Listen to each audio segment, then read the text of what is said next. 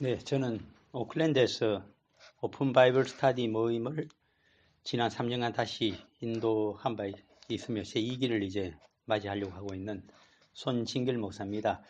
특별히 그 생명수 교회에서 그 생명수 서원을 이렇게 다시 개원하게 되었다고 하는 이야기를 듣고 오늘 그 축하를 겸해서 말씀을 좀 전해드리기 위해서 이 자리에 섰습니다. 같이 나누고 싶은 말씀은 사도행전입니다. 사도행전 19장으로 가셔서 석절 말씀만 보고자 합니다. 8절, 9절, 10절이 되겠습니다. 사도행전 제19장 8절, 9절, 10절 말씀을 같이 보고자 합니다. 예, 천천히 찾으시기 바랍니다. 사도행전 제19장 8절, 9절, 10절.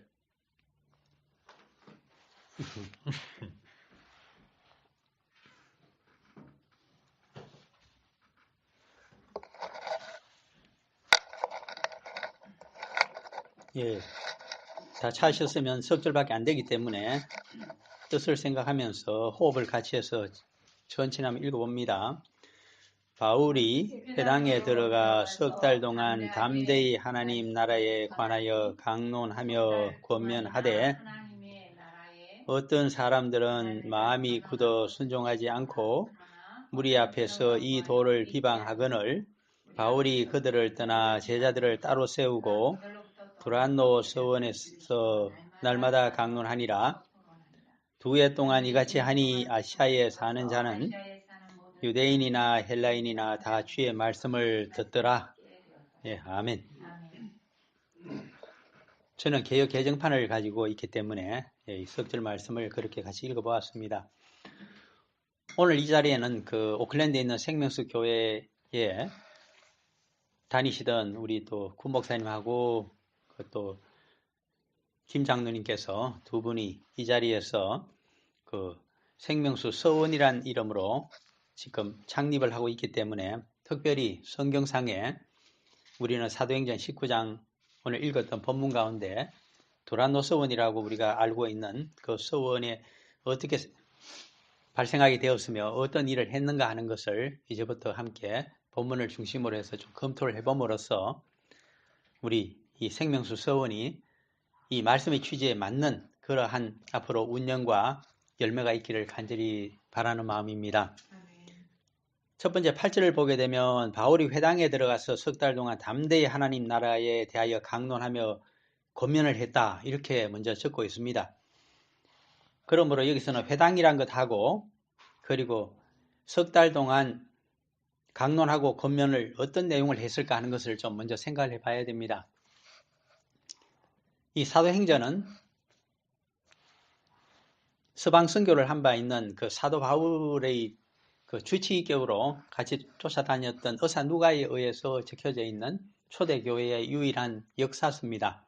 물론 다른 역사서들도 있을 수 있지만은 정경을 편집할 때에 성경 가운데는 이 사도행전 의사 누가가 적었는 사도행전만이 정사로 올바른 교회 역사로 초대교회 역사로 그렇게 지금 수록이 되어 있습니다. 그러므로 그 권위를 인정하는 입장에서 보게 되면 8절에 바울이 회당에 들어가서라고 되어 있습니다. 이 회당이라고 하는 것은 우리가 영어로 하면 시나고그다 해서 알고 있습니다. 오클랜드에서는 제가 유대인들의 회당이 있는지 아직 찾아보지를 못해서 모르겠습니다만은 옛날에 제가 가족과 함께 있었던 시드니에 보게 되면 그 회당이 있습니다. 그리고 그 회당이 시나고그가 아주 유대인들이 크고 시나고그에서 또 운영하고 있는 유대인들의 그 교포들의 학교도 아주 대단합니다. 이 회당은 본래 예루살렘에는 성전이 있었고 각 지역에서는 이렇게 회당을 마련해서 예배를 드리고 한 적은 없습니다. 그랬는데 언제 회당이 발생했느냐 하는 것 문제 때문에 우리 성경학자들이 많이 연구를 해보니까 바로 유대인들이 나라가 망하고 주전 589년에 신바벨론 제국에 의해서 나라가 망했습니다. 그리고 바벨론 포로로 쓸만한 사람들이 다 끌려갔습니다. 그것이 주전 586년이라면 오래 가지 아니해서 주전 539년에 이 신바벨론 제국이 멸망을 하게 되고 대신 호레스 황제가 페르시아를 창건하게 되는 큰 변화가 주님의 뜻으로 이루어집니다. 메소포타미아 지역에. 그래서 호레스 황제는 자신이 천하 통일을 할 수 있도록 도와준 분이 누구신가 하는 것을 정확히 알고 있었습니다. 그것은 이사야 선지자가 썼는 대선지서를 보게 되면 거기에 호레스를 통해서 천하를 통일하고 그리고 믿는 자들에게 하나님께서 큰 은혜를 베푸신다 하는 것이 나와 있고, 예레미야 선지자를 통해서 또 70년 동안 바벨론을 섬기다가 해방이 될 것이라고 하는 말씀이 이미 예언이 되어 있는데 그 예언대로 고레스 황제에 의해서 이루어진 것입니다. 그래서 에스라서 1장을 보게 되면 그런 사정을 알고 있었던 이 고레스 황제가 너무나 여호와 하나님께 감사하여 바벨론의 포로로 살고 있던 유대인들을 전부 해방을 주게 됩니다. 그 다음에 그들 가운데 원하는 유대인들이 있으면 예루살렘과 유대 땅으로 돌아가서 성전을 짓고 다시 신앙생활을, 여호와를 섬기는 신앙생활을 할 수 있도록 허용을 해 주었습니다. 그래서 돌아온 사람들의 수가 에스라서에서도 적혀져 있고 느헤미야서에서도 기록이 되어 있는데 그 수는 아무리 세어보아도 30만 명을 넘지를 못합니다. 그런데 학자들이 주전 586년에 유다 왕국이 망할 때 그 수가 아무리 적어도 300만 명이 넘는다고 추산을 하고 있습니다. 그러므로 실제 고향으로 돌아와서 예루살렘 성전을 그것도 페르시아 황실에서 주는 재정의 도움을 받아서 짓게 된 자는 유대인들의 약 1할밖에 되지 않는다고 그렇게 보면 통계상으로 맞을 것 같습니다. 그런데 문제는 이 고아의 사람들이, 유대인의 자손들이 온 페르시아 제국에 흩어져서 살고 있습니다. 그들은 예루살렘 제2성전을 나중에 주전 586년에 나라가 망하고 꼭 70년 만입니다. 예언대로 516년에 그 불탔던 예루살렘 솔몬 성전이 작은 4분의 1의 규모지만 재건이 되는 놀라운 역사가 70년 만에 있었습니다만은 거기로 예루살렘으로 가서 순례를 하면서 절기를 지내고 또 예배를 드릴 수 있는 자는 찾기가 힘들었습니다. 그 먼 길을 어떻게 가겠습니까? 페르시아라고 하면 약 120개가 넘는 종족을 아우르고 있는 대제국이었기 때문입니다. 그래서 어떻게 했느냐 하면 그때 예루살렘 성전을 대신하여 예배를 드리고 말씀을, 히브리 경전의 말씀을 배울 수 있는 그러한 장소를 마련하기 시작했습니다. 그것이 바로 여기에 나타나고 있는 회당입니다. 그러면 이 시나고그라고 하는 회당이 각 지역마다 있어서 이것을 회당을 지을 수 있는 자격은 유대인 장정 10명이 있게 되면, 그들이 발언하게 되면 회당을 지을 수 있는 자격을 유대인 교포사회에서 부여하기를 시작했습니다. 오늘 우리 이 자리에는 생명수 서원을 시작하면서 우리가 앞으로 10명이 되면 우리 구목사님과 우리 김장로님 중심으로 하여 더 큰 일을 이 회당처럼 할 수 있는 은혜가 있을 줄 믿습니다. 그리고 토요일 안식일에 대한 말씀을 하셨는데 회당에서는 그들의 유대인들의 예를 따라서, 전통을 따라서 토요일에 예배를 드리고 말씀을 나눈 것은 사실입니다. 그런데 문제는 히브리 경전을 해석하는 방법이 두 가지가 있습니다. 하나는 유대교에서 해석하는 방법이 하나 있고 또 하나는 사도 바울이 이 회당에 들어가서 교포들에게, 현재는 에베소, 소아시아에 있는 에베소 회당입니다. 들어가서 다른 시각에서 히브리 경전을 설명하기를 시작했습니다. 그것은 하나님의 아들 그리스도가 이 세상에 오셔서 토요일이 지난 그 안식일 다음날 주일 새벽에 부활을 하시고 그리고 그 십자가의 대속의 십자가를 지셨기 때문에 돌아가셨는데 3일 만에 여호와 하나님께서 부활의 영으로 그를 영의 몸으로 부활시키시고 40일 후에 성층까지 시키시면서 성령을 보내셔서 그 사실을 믿고 자신의 죄를 회개하는 자들에게는 성령을 임재시켜서 영적인 삶을 살아가면서 온 세상에 그리스도의 복음을 하나님의 복음으로 전하는 복음의 일꾼이 되는 역사가 발생한 것이 바로 주일날 안식일 다음날이라고 하면서 쭉 복음의 체계에 대해서, 믿음의 경감에 대해서 설명한 자가 사도 바울입니다. 이렇게 설명을 하다 보니까 회당에는 들어오는 유대인들이 대혼란을 일으켰습니다. 사도 바울의 말을 따르게 되면 그리스도의 복음을 믿어야 되겠고 전통적인 랍비라든가 레위인들의 말을 따르게 되면 토요일 회당에서 예배를 드리면서 또 히브리 경전을 서민만 구원하시는 하나님의 말씀으로 알아듣고 메시아를 다시 보내신다는 것을 기다리며 살아가야 되는데 이미 메시아가 오셨고 대수의 십자가를 지시고 부활하셨다는 사실을 사도 바울이 전하고 있으니까 이 두 가지 속에서 큰 갈등을 일으키게 됩니다. 그래서 결국은 유대인들 가운데 다수가 사도 바울을 배척함으로 따라서 에베소 회당에서 더 이상 석 달 만에 더 이상 말씀을 강론할 수 없는 형편이 발생된 것이 바로 9절입니다. 어떤 사람들이 마음이 굳어 순종하지 않고 무리 앞에서 이 도를 비방하거늘 전통적인 유대교에 따라서 예배를 드리고 말씀을 선포하지 아니하고 하나님의 아들이 한 분뿐이신 여호와 창조주이신데 어떻게 아들이 있으며 그 아들이 이 세상에 사람의 아들로 와서 대속의 십자가의 제물이 되시고 그리고 그를 믿게 되면 부활의 능력으로 영생의 부활과 하나님의 나라까지 갈 수 있는 은혜를 베푸는데 그것도 선민만의 구원이 아니고 원하는 자에게는 회개하는 자에게는 모든 이방인까지 다 구원하여 준다는 만민 구원의 논리를 주장하고 있으니 이것이 자기들 유대교 전통에 맞지 않다고 해서 쫓아내게 됩니다. 그래서 그 비방이 심해지자 바울이 그들을 떠나게 됩니다. 그러면 어디 가서 강론을 에베소에서 계속하게 될까요? 그래서 제자들을 따로 세우고 2년 동안 앞으로 가르치고 복음을 가르치는 장소가 바로 두란노 서원으로 나타나고 있습니다. 우리는 지금 개역 개정판 한국 번역판을 보고 있습니다. 여기에 특별히 두란노 서원이라고 하면서 서원이라는 문구를 사용하고 있습니다.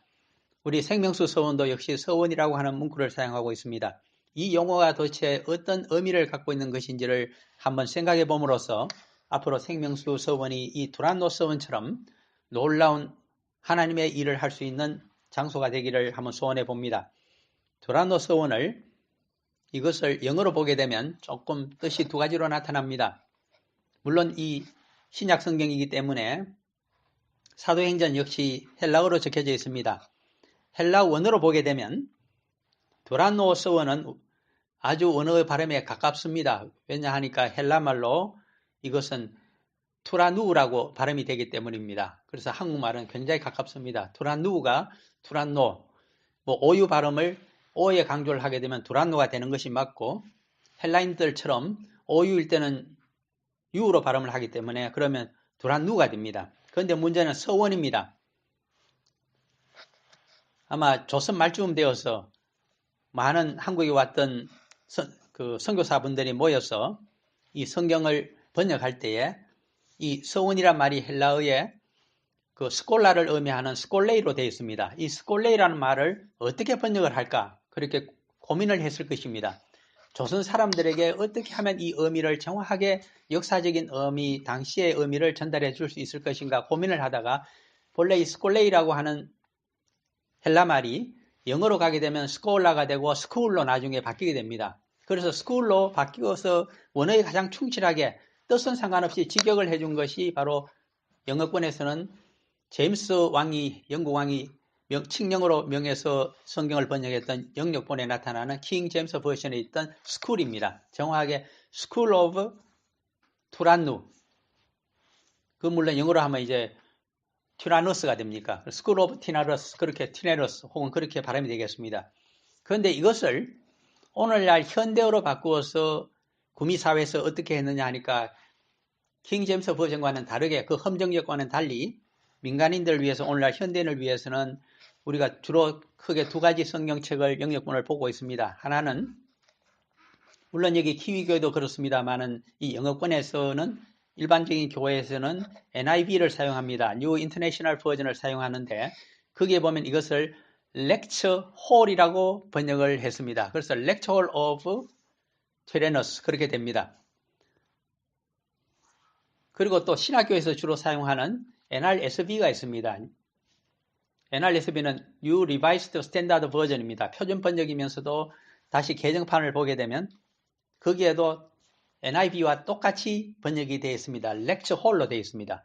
왜 그럼 이렇게 스쿨로 사용하지 않고 렉처홀로 현대인들이 알아듣도록 했으며, 그리고 이 한국말에 조선말에도 벌써 서원이라고 하는 말이 렉처홀에 해당되는 줄 선교사들이 어떻게 알았을까? 참으로 하나님에서는 은혜로 보고 있습니다. 사실 서원이란 말과 렉처홀, 그리고 헬라어 언어에 있는 스콜레이는 거의 비슷한 뜻을 갖고 있기 때문입니다. 우리는 서당이란 말도 알고 있습니다. 서당은 7살 내지 8살 때 입학하여 15살 내지 16살이 될 때까지 훈장 밑에서 그렇게 생도들이 한학을 배우고 아주 기본적인 경전을 배우는 것이 바로 서당입니다. 그런데 이제 서당을 다니면서 나중에 성인이 되게 되면 초시도 보고 어떤 분은 진사도 되어서 지방에서 이제 향약도 세우고 교화사업도 하고 자신들끼리 친교도 하면서 이제 서로 교류도 하고, 그리고 무엇보다도 경전에 대한 토론을 하게 되고, 또 많이 아는 자들이 자신이 아는 것을 강론을 하게 됩니다. 그 장소가 바로 서원이었습니다.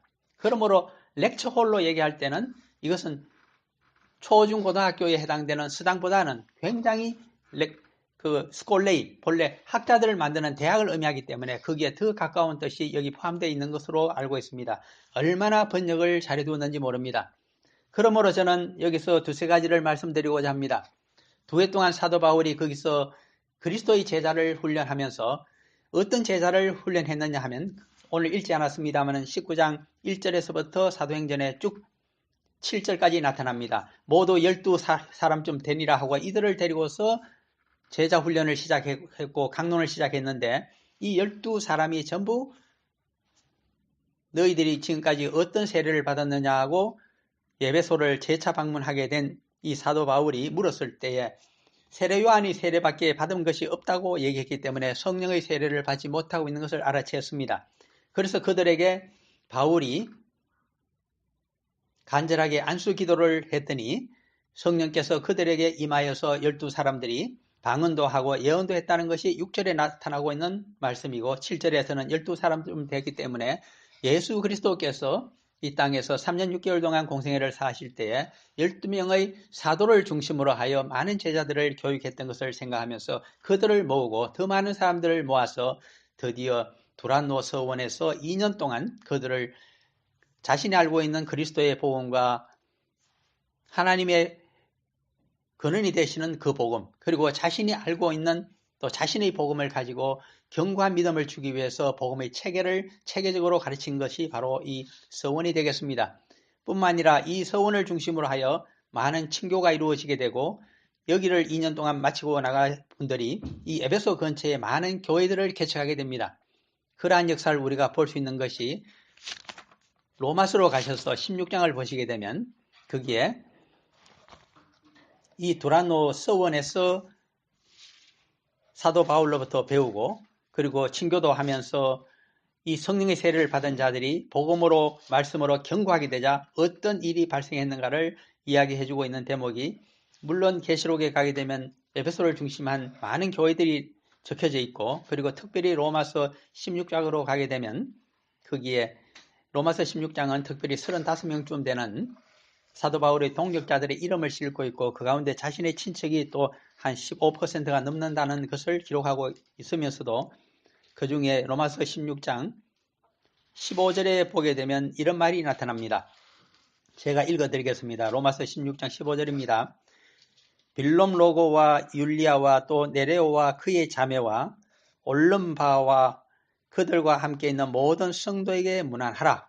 이렇게 사도 바울이 동역자들의 이름을 적어주고 있습니다. 남자 이름이 4명 나타납니다. 빌롬로고, 율리아, 네레오, 올름바 4명이고 여자분이 또 한 사람이 있습니다. 네레오와 그의 자매, 네레오의 아마 그 시스터가 되는 여자분이 있는데 이름은 등재하지 않았습니다. 이 5사람이 왜 의미를 가지는가 하면 그것은 특별히 16장 15절에 성도라는 말을 쓰고 있기 때문입니다. 참고로 14절에 보게 되면 또 5명의 집사들의 이름이 나타나는데 14절에 아순그리도와 블레곤과 허메와 바드로바와 허마와 및 그들과 함께 있는 형제들에게 문안하라. 이 두 번째들에서는 한 분은 그들과 함께 예배를 드리고 있는 형제들에게 문안하라. 14절입니다. 그 다음에 15절에 가게 되면 이 5 4명의 남자 집사와 1명의 익명의 여자 집사를 포함하고 그들과 함께 있는 모든 성도들에게도 문안하고 교류를 하라. 이렇게 이상하게 적어두고 있습니다. 이것을 학자들에 따라서 여러 가지 의견이 있습니다만은 제가 볼 때에는 바로 이 15절에 해당되는 이 사람들이 두란노 서원에서 2년 동안 공부를 하여서 믿음이 견고해지자 말씀으로 성령 충만으로 또 그들이 이제는 마음이 뜨거워서 자신의 고향으로 돌아가서 교회를 개척했던 사람들의 이름이 아닐까 저는 그렇게 보고 있습니다.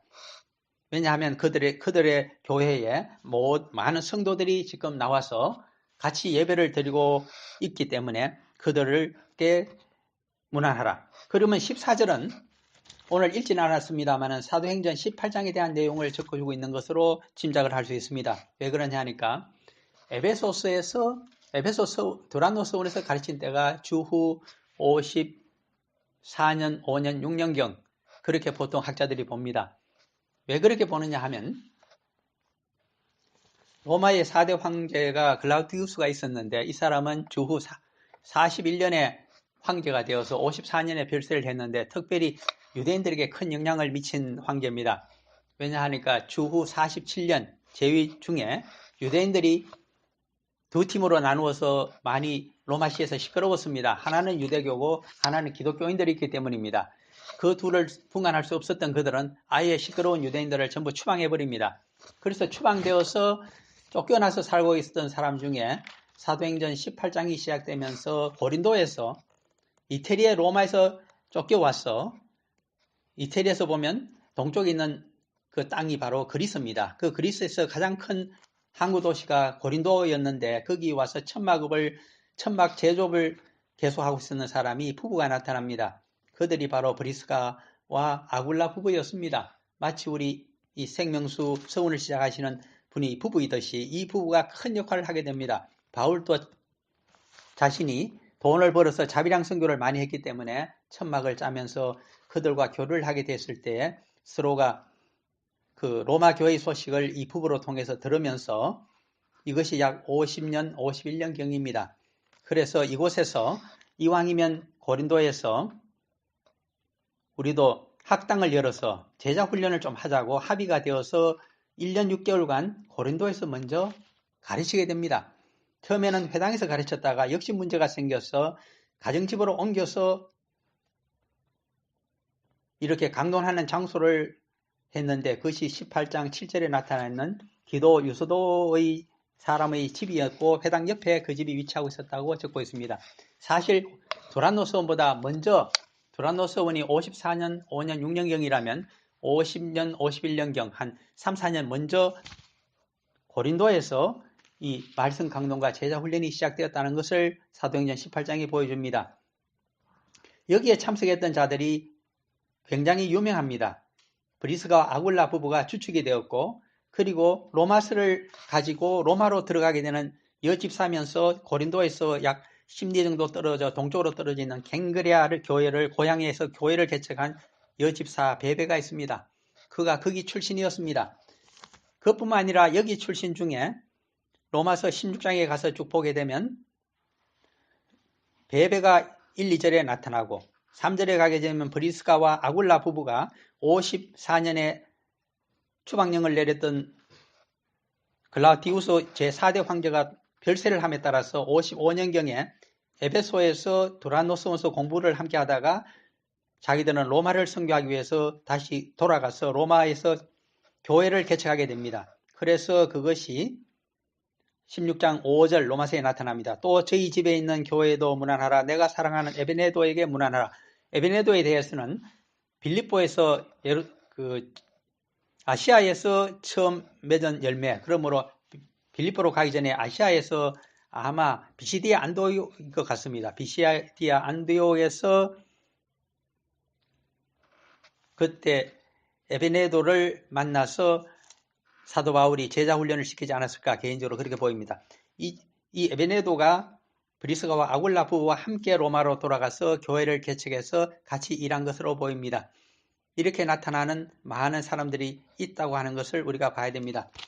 이렇게 풍성한 열매가 1년 6개월간 그들을 교육시키므로 고린도 지역의 근방에서 많은 교회들이 개척되고 일하는 모습을 보고 이제는 자신이 어떠한 일을 해야 되겠다는 것을 알아챈 사도 바울이 한 3년 후에는 에베소에 가서 거기서 2년 3개월 동안 더 큰 제자 훈련을 시켰는데 그 장소가 바로 두란노 스온이었다고 하는 말씀을 우리가 이해를 해야 될 것 같습니다. 그러므로 마지막으로 드리고 싶은 말씀은 두 가지입니다. 첫째, 이 서원이라고 하는 것은 이미 성령 세례도 받고 성경을 많이 아는 사람들이 이 서원에 모여서 함께 기도도 하고 말씀도 나누고 그러면서 이 지역을 어떻게 보호하고 어떻게 선교를 할 것인가를 많이 디스커션을 했던 장소가 사실은 서원입니다. 그런 측면에서 우리가 앞으로 생명수 서원이 할 일이 참 많다 하는 것을 우리가 볼 수 있습니다. 여기를 앞으로 리드하실 우리 구 목사님께서는 특별히 저기 이스라엘까지 가서 한번 우리가 선교를 해보자 하는 그런 큰 뜻까지 갖고 있는 것 같은데 그런 뜻이 마치 사도 바울이 로마에 가서 선교를 하고 스바나까지 선교를 해야 되겠다고 하면서 제자 훈련을 시켰던 것처럼 그런 일들이 있기를 바랍니다. 그리고 어디까지나 서원에서는 사도 바울이 강론을 했습니다. 복음이 무엇인가에 대해서 정확하게 믿음을 경고하고 복음 위에 경고에 설 수 있도록 체계적으로 가르쳤다고 하는 것이 중요한 대목입니다. 그러므로 우리 구 목사님 또 김 장로님 계십니다마는 앞으로 많은 성경에 정통하신 분들이 많이 오셔갖고 그리스도의 복음, 하나님의 복음을 성도들의 복음이 될 수 있도록 체계화시켜주고 그렇게 강론을 해줄 수 있는 많은 은혜가 이 가운데서 있기를 바랍니다. 그래서 이 오클랜드를 앞으로 보호하고 원한다면 이스라엘뿐 아니라 앞으로 북한까지 갈 수 있으면 우리들의 그 북한까지 가서 선교를 하는 일꾼들을 만들어낼 수 있는 그러한 놀라운 서원이 될 수 있는 풍성한 열매가 있기를 간절히 소원해 봅니다. 잠깐 기도드리고 마칩니다. 사랑하는 아버지 하나님, 두란노 서원 저희들은 쉽게 이해하고 넘어갔지만은 그 속에는 사도 바울과 많은 성도들이 자신들의 고향에 가서 많은 교회도 개척하고 땅끝까지 이르러 복음의 용사들이 되기 위해서 서로 교제하면서 더 단단하고 튼튼한 복음 위에 서기를 원하는 마음들이 있는 것을 보게 되었습니다. 그와 같은 교제와 인재를 배출하는 은혜가 또 많은 분들이 여기 와서 말씀으로 그리스도의 제자를 튼튼하게 양육해내는 선교 일꾼을 만들어내는 놀라운 우리 생명수 서원이 되기를 간절히 바라며 기도드립니다. 우리 구 목사님 그리고 김 장로님 그 일을 소원하면서 기도 가운데 이제 작지만 출발하고 있습니다. 축복의 복을 다하셔서 이 자리가 정말 넘쳐나는 은혜요 선교의 현장이 될 수 있는 그 복을 허락하여 주옵시고 그 일을 할 수 있도록 건강도 지켜 주옵소서. 축하하는 자들 위에도 그 섬기시는 자리 위에도 그리고 가정 위에도 함께하여 주시기를 간절히 바라올 때 이루 주절 믿사오며 우리 주 예수 그리스도의 이름으로 기도드립니다. 아멘. 네, 감사합니다.